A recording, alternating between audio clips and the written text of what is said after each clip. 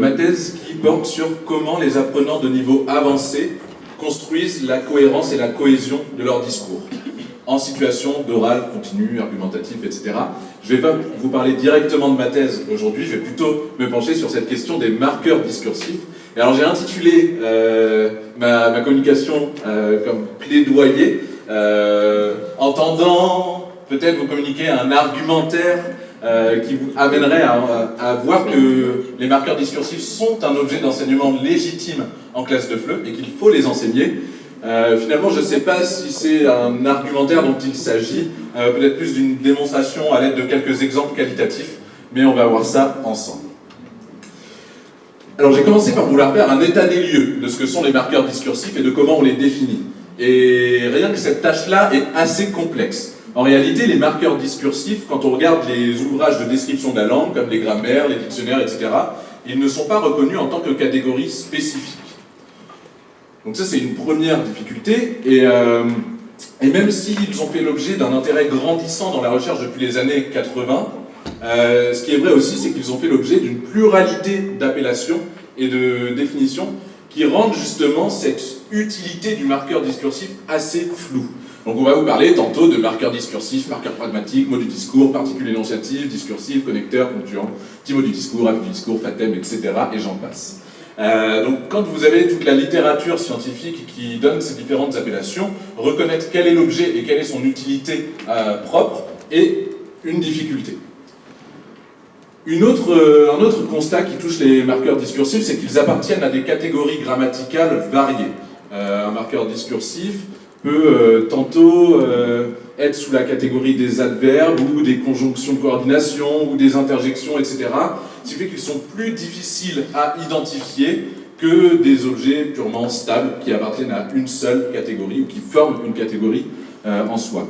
Et en outre, un marqueur discursif possède très régulièrement un correspondant dans une autre catégorie, donc un correspondant non discursif. Je vous ai donné l'exemple du marqueur bien, qui peut très bien être un adverbe ou un quantificateur. Si vous dites que ma présentation est assez bien faite, c'est un quantificateur sur comment la présentation est faite.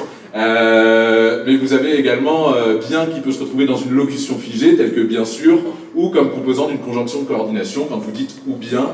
Et donc si vous regardez sur corpus et que vous essayez de retirer les différentes occurrences du mot bien, si votre corpus est absolument immense, il va quand même falloir passer manuellement sur chaque occurrence du mot bien pour vérifier si oui ou non c'est un marqueur discursif. Et ça peut prendre beaucoup de temps, à tel point que parfois pour des très gros corpus, ce n'est pas possible. C'est pas envisageable. Voilà une première partie de constat. Pour continuer avec ça, on va dire qu'ils sont généralement polyfonctionnels, ces marqueurs discursifs. Je vous prends l'exemple de voilà, mais voilà, ça peut servir à abréger ou conclure un échange, mais ça peut également vouloir dire, pouvoir confirmer les propos de mon interlocuteur. Donc je dis, j'ai fait les courses et puis voilà, ou alors oui, voilà, c'est ça dont je te parle. Ce sont deux choses tout à fait différentes. Donc étudier un seul marqueur discursif ne peut pas se faire sans regarder cette polyfonctionnalité. La question de leur sémantique est très largement débattue dans la littérature scientifique. Donc vous avez certains chercheurs qui vont vous dire que les marqueurs discursifs sont dénués de contenu sémantique. À l'inverse, vous avez d'autres chercheurs qui vont vous dire que les marqueurs discursifs sont polysémiques. Et donc là-dedans aussi, ça fait un petit peu débat. Et donc pour l'heure, en petite conclusion de cette introduction à la littérature scientifique, on dit qu'il n'y a pas de consensus concernant ces marqueurs discursifs. Les approches utilisées pour les aborder sont extrêmement variées. On a des approches sémantiques, sociolinguistiques, pragmatiques. Vous avez aussi des théories, des grandes approches théoriques qui se sont penchées sur les marqueurs discursifs, notamment la théorie de la scène énonciative, la théorie de la pertinence, etc. Et on en conclut qu'il n'y a pas d'inventaire pour l'heure consensuel de ces marqueurs, tant pour leur étude au niveau linguistique que pour leur enseignement en classe de langue étrangère. Donc si on poursuit avec ce qui se passe dans l'enseignement du FLE, de facto, ces constats qu'on vient de lister se retrouvent également dans l'enseignement. Donc on va avoir dans les manuels généralement des marqueurs discursifs qui sont présents, mais soit rien n'est dit à leur sujet, c'est-à-dire que vous allez juste pouvoir constater les marqueurs dans certains documents, plus ou moins authentiques, souvent pas trop authentiques, et donc des occurrences de marqueurs qui sont peu naturelles. Soit ils sont présentés, mais plutôt sous forme de liste. listes qui vont elles-mêmes inclure d'autres mots de catégories différentes. Et ces listes vont tantôt établir des rapports d'antonymie ou de synonymie entre ces différents marqueurs discursifs, mais sans les présenter en contexte. Donc il est difficile, uniquement à partir de ces listes, de comprendre comment ils fonctionnent, quelle est leur véritable portée sémantique et comment se les approprier pour un apprenant.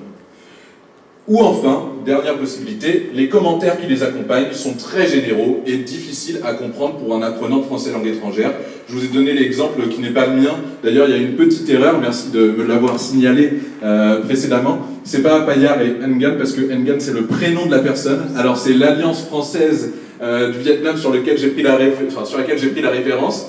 Moi-même étant pas capable de faire la différence entre le nom et le prénom. Et donc j'ai repris tel qu'ils avaient mentionné cette référence eux-mêmes et ils se sont trompés. Donc c'est l'inverse, mais bon, c'est pas grave. Donc leur exemple, c'est par exemple pour les marqueurs cependant et pourtant, exprimer une réserve. Bon, bah, exprimer une réserve, c'est un commentaire assez général qui peut être difficile à comprendre pour un apprenant de FLE. Qu'est-ce que c'est concrètement exprimer une réserve? Et en plus, dans cet exemple-ci, cependant et pourtant sont présentés comme des synonymes, alors que selon moi, ils ne le sont pas. Pourtant et cependant ne sont pas des synonymes parfaits. Il y a des différences qu'il faudrait étudier en contexte pour avoir concrètement ces différences, mais il me semble que pourtant amène plus une espèce de concession ou en tout cas de surprise. On peut dire il a raté sa thèse, pourtant il avait travaillé. Voilà. Et, alors que si vous dites cependant, c'est plus une opposition assez forte.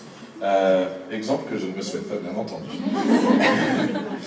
Donc l'hypothèse derrière ça, selon nous, ce flou définitoire qu'il y aurait dans la littérature scientifique aurait atténué la légitimité des marqueurs discursifs en tant qu'objet d'enseignement.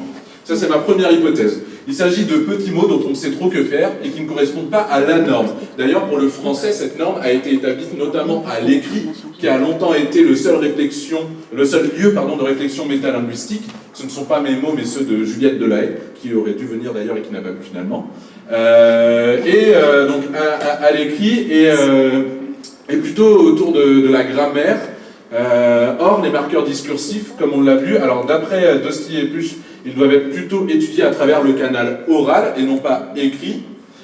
Et entre eux, ils transgressent toutes les catégories grammaticales existantes. Donc cette norme qui se base en grande partie sur la grammaire, permet-elle vraiment de les étudier et de les comprendre? C'est une des questions. Autre hypothèse, c'est que les marqueurs discursifs pourraient être dépréciés potentiellement par les enseignants, les examinateurs, voire les locuteurs eux-mêmes. Leur utilisation peut aller parfois jusqu'au tic de langage qui va parasiter la prise de parole. C'est ce que nous dit Bouchard dans son article de 2002. D'autre part, s'ils sont dénués de contenu sémantique et qu'ils ne sont pas indispensables syntaxiquement, alors pourquoi les enseigner? Ne sont-ils pas trop peu formels pour certaines situations de production? Voilà une autre question qui touche les marqueurs discursifs.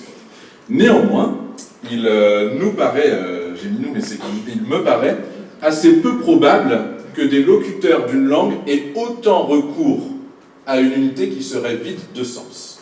Ça, c'est mon hypothèse.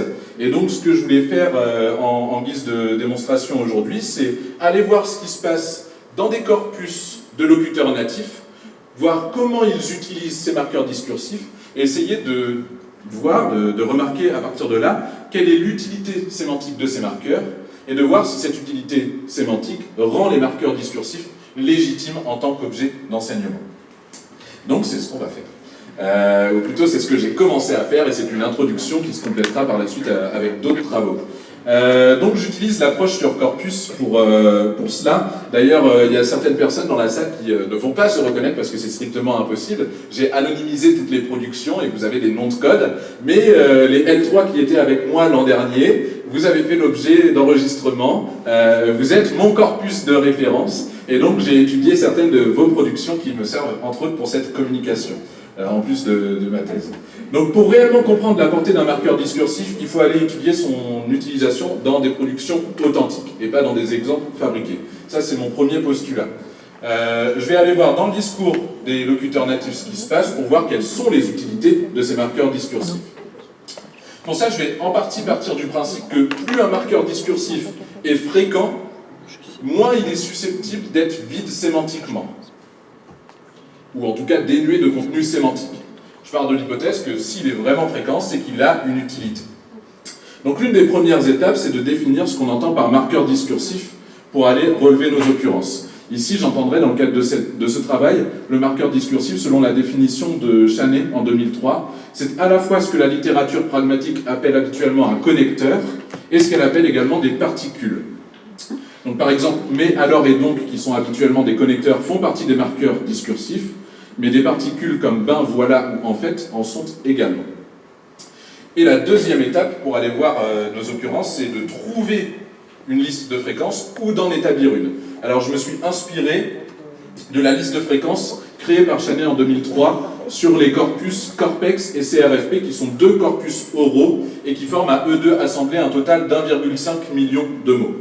Et quand Chanet a dû faire cette liste de fréquences, plusieurs questions lui sont venues, dont cette première que j'ai déjà mentionnée, c'est que la taille du corpus, 1,5 million de mots, c'est assez énorme. Pour un corpus oral, en tout cas en France, c'est quand même l'un des plus gros corpus qu'on peut avoir. Donc la taille des corpus empêche une recherche manuelle de ces marqueurs discursifs pour les raisons qu'on a déjà expliquées en amont. Il n'existe pas pour l'heure actuelle de logiciel qui va permettre de les extraire automatiquement. Donc c'est assez difficile d'aller regarder occurrence par occurrence, si oui ou non c'est un marqueur discursif, ou si c'est une conjonction, ou si ça fait partie d'une locution, etc., etc. La taille du corpus, entre autres, permet également des observations quantitatives sur cette fréquence qui peuvent parfois aller à l'encontre d'idées reçues en linguistique. Et enfin, relever des emplois suffisamment variés devrait pouvoir permettre une description qualitative des fonctions des différents marqueurs. Ça, c'est également quelque chose qui lui est venu à l'esprit quand elle a établi cette liste de fréquences. Et vous voyez dans cette liste de fréquences que vous avez les marqueurs discursifs qui apparaissent par ordre de fréquence, avec le nombre d'occurrences dans chacun des corpus, le total, et ensuite vous avez la moyenne d'apparition du marqueur discursif. Donc en moyenne, le marqueur discursif mais apparaît toutes les 42 secondes à l'oral, dans ces corpus-là. Voilà comment elle a établi cette liste de fréquences. Ce que j'ai fait ensuite, moi, c'est que j'ai pris mon corpus constitué au laboratoire Faurelis dans le cadre de ma thèse, donc le corpus AVEX-FLE, pour apprenants de niveau avancé et expérimenté en français langue étrangère. Et donc j'ai pris ce corpus et j'ai comparé les occurrences dans la liste de fréquences de Chanet aux occurrences dans mon corpus. Donc j'ai regardé déjà si c'était la même liste de fréquences ou non, et j'ai relevé toutes les occurrences pour ce corpus-là. J'ai fait ça uniquement pour le corpus de référence, c'est-à-dire les productions de locuteurs natifs.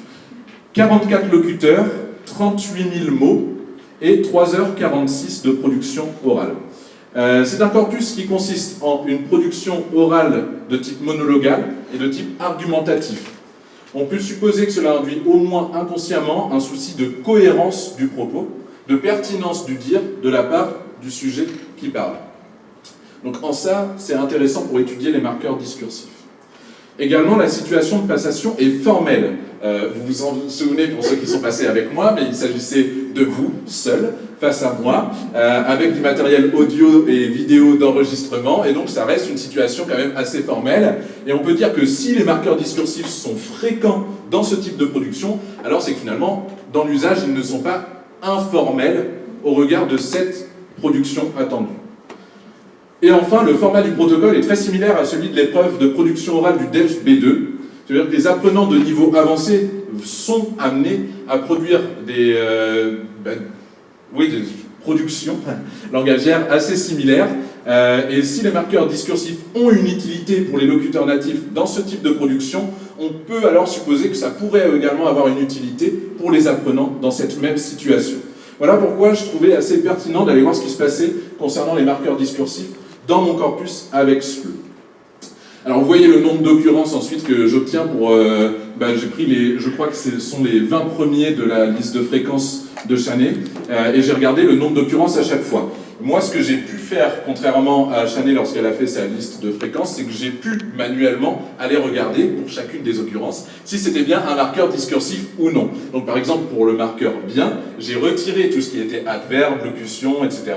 et j'ai conservé uniquement ce qui était de l'ordre du marqueur discursif. Donc les occurrences, le nombre d'occurrences que vous avez là, concerne uniquement le nombre en tant que marqueur discursif. Ça, c'est ce que j'ai pu faire. Et à partir de là, on a quelques exemples et on peut voir ce qui se passe.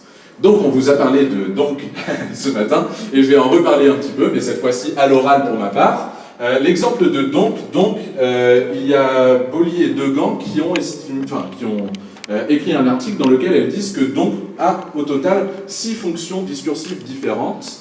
En réalité 5 si on retire la fonction de ponctuant que Chanet, elle, ne prend pas en compte pour définir un marqueur discursif. Elle dit que le rôle de ponctuant n'entre pas sous la case des marqueurs discursifs. Donc 5 ou 6 en fonction des recherches. L'une des fonctions les plus connues de donc, et on en a parlé ce matin, c'est sa fonction conséquentielle conclusive.